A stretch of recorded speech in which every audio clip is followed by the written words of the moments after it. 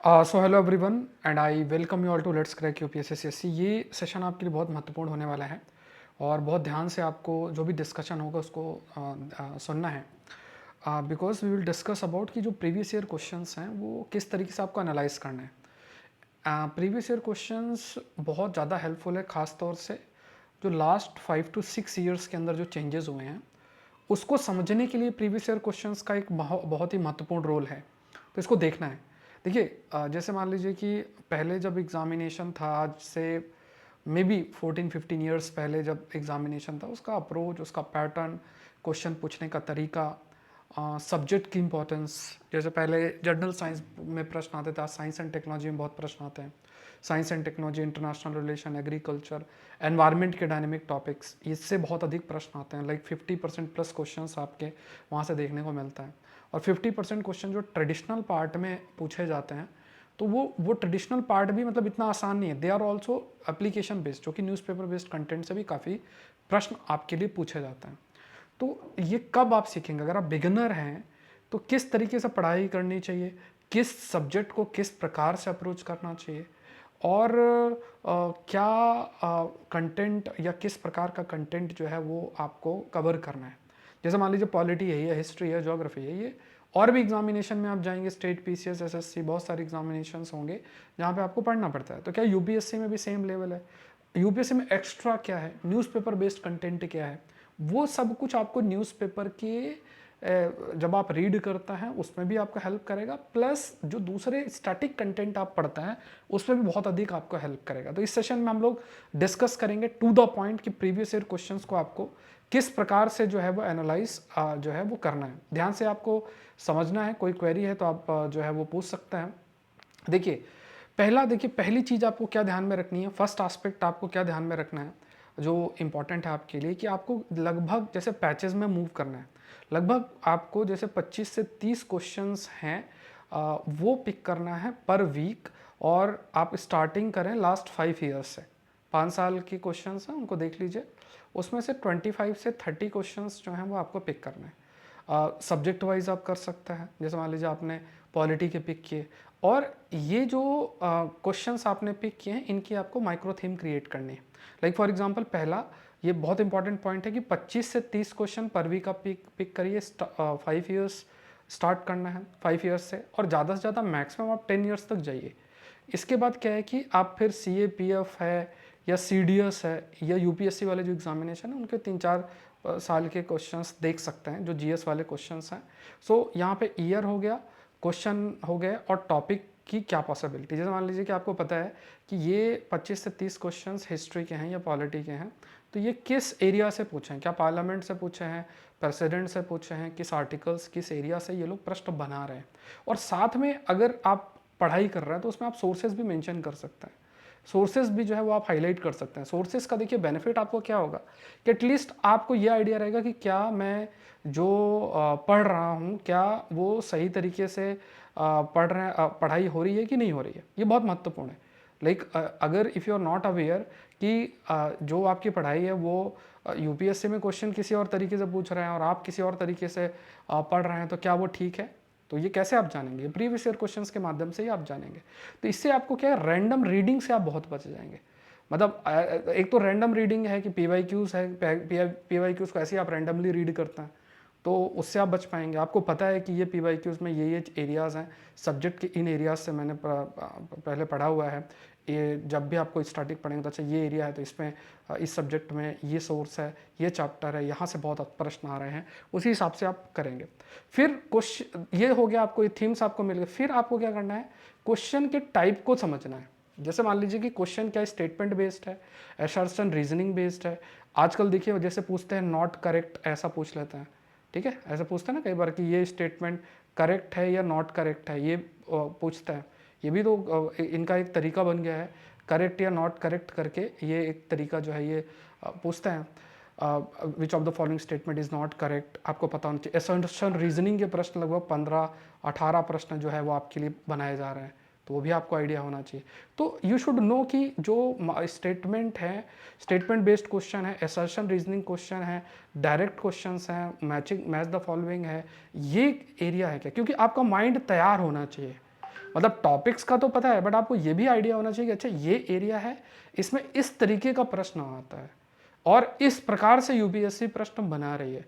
आपको ये भी देखना है कि अच्छा ठीक है, जैसे मान लीजिए आपने 24 या 25 का प्रीलिम्स का पेपर देखा, तो आपको पता होना चाहिए कि अच्छा मेरे पास अगर 2 घंटे हैं, हमारा डिस्कशन भी प्रीलिम्स पे ही हो रहा है, तो अगर 2 घंटे हैं, 2 ईयर्स हैं आपके पास, 2 आवर्स हैं, तो इस 2 आवर्स में नंबर ऑफ वर्ड्स क्वेश्चंस में कितने, जैसे एक वही वन लाइनर टाइप क्वेश्चंस हैं तो उसमें आपको 2 घंटे सफिशिएंट होंगे।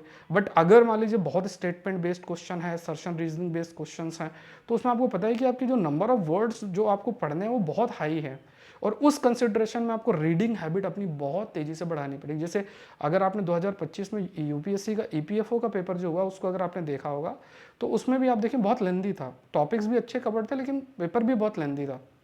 मतलब जिसकी अगर रीडिंग हैबिट नहीं है, पढ़ने की क्षमता, तो पूरा पेपर ही नहीं एक बार में रीड कर पाएंगे। तो इंटरप्रेट करना तो अलग बात है, आप मतलब कि इंटरप्रेट आप पेपर ही पूरा एक बार में रीड नहीं कर पाएंगे।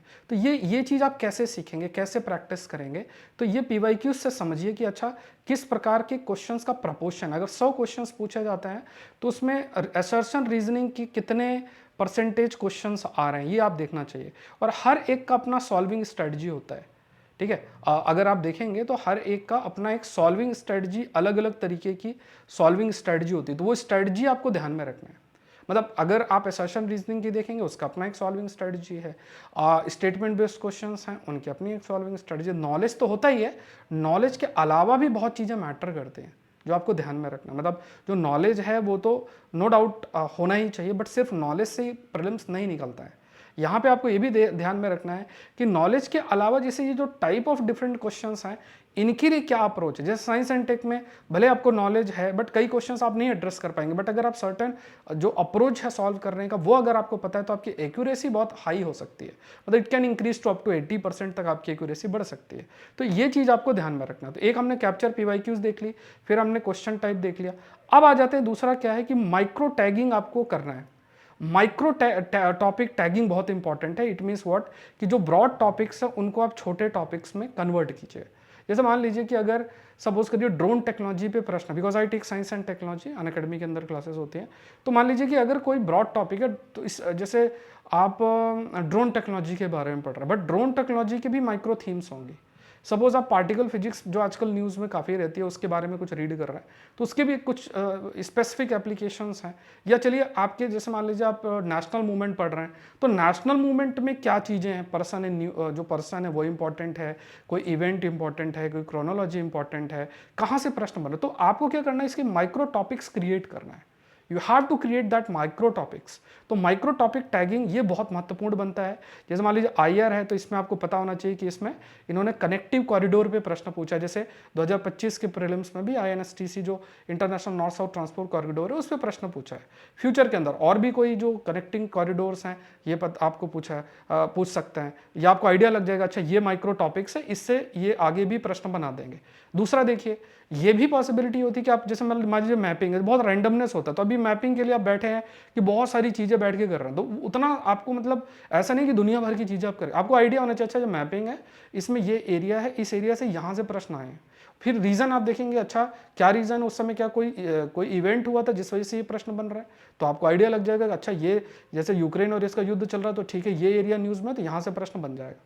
मान लीजिए कि स्ट्रेट ऑफ हॉर्मूज है, बाब अल मंदेब है, गल्फ ऑफ एडन है, सुएज कनाल है, या इथोपिया के अंदर एक वॉल्केनिक इरप्शन हुआ है, तो ये जोग्राफिकल पोजीशंस आपको पता है कि ये जोग्राफिकल लोकेशंस है, न्यूज़ में यहाँ से प्रश्न बन जाएगा। तो ये आपको कैसे आइडिया लगेगा कि मुझे करना किस प्रकार से है, तो ये माइक्रो टॉपिक टैगिंग जो है जब तक आप नहीं करेंगे तब तक नहीं होगा। फिर इसके बाद देखिए डिकोड मिनिमम नॉलेज नीडेड, ये आपको देखना है कि व्हाट एग्जैक्ट फैक्ट कंसेप्ट जो है यूपीएससी जो है टेस्ट कर रही है, ये बहुत इंपॉर्टेंट है।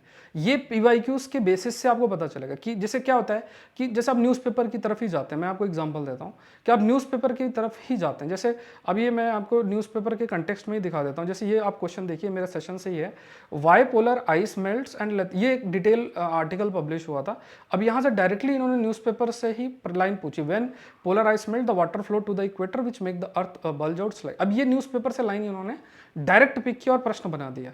अब अगर आप फैक्ट्स पर जाएंगे, अब ये कोई फैक्ट नहीं है, ऐसी लाइन है जो आप इग्नोर कर सकते हैं, ठीक है। तो ये बहुत महत्वपूर्ण है कि आपको आइडिया लगे कि जो ये डायनेमिक एरिया से प्रश्न बना रहे हैं तो ये बेसिकली इनका सोर्स क्या है, यहाँ से ये लोग कहाँ से बना रहे हैं। जैसे आप देखिए कोरोना मास इजेक्शन का प्रश्न आया, या मान लीजिए यहाँ पे ये बैक्टीरिया वाले कुछ प्रश्न पूछे, या मेजोराना वाला है, तो ये आपको बहुत क्लियरली होना चाहिए कि ये मतलब कौन सा एग्जैक्ट फैक्ट या कंसेप्ट यूपीएससी पूछे वही आपको पढ़ना है।